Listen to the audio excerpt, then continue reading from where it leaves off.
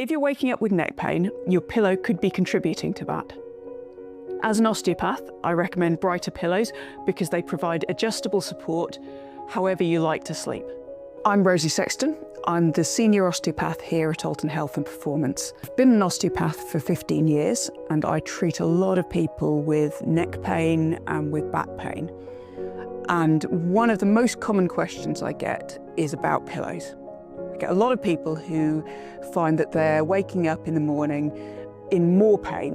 One of those reasons can be if that person's pillow or their sleeping arrangement is not ideally suited to the way that their spine is and the way that they like to sleep. So one of the challenges when I'm advising people about pillows is that actually everyone's a little bit different. People have naturally different shaped curves to their spine and people like to sleep in different ways. And if I try and get someone to sleep in a position that's not comfortable for them, it's not going to work. So what we need is to be able to customize their pillow to how their spine is and how they like to sleep. In the past, what this has meant is a lot of trial and error. People have to go out and try different pillows, and obviously that can get quite expensive. One of the things I really like about Brightr is that it enables us to try different arrangements and to adjust the pillow to suit that person. And I think that adjustability really makes them a good fit for a lot of my patients.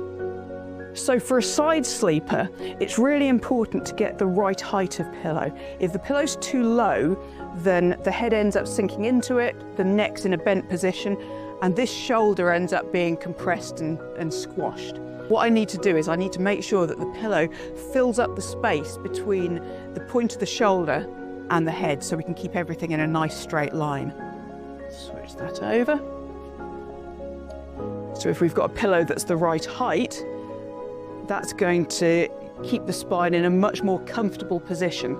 And when somebody is in that position for 6 hours, 8 hours overnight, that makes a real difference.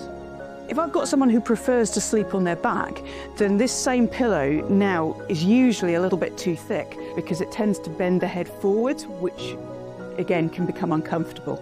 So in this situation, what I tend to do is to use the thicker of the two layers on its own. We end up with a pillow that allows the spine to sit in a much more natural position.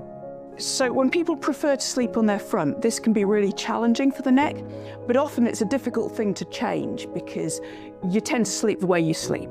So in this situation, we've got a pillow that's too thick and it's forcing Risa's neck into a bit of extension there.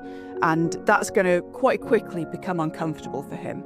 So in that situation, I would tend to use the lower of the two layers.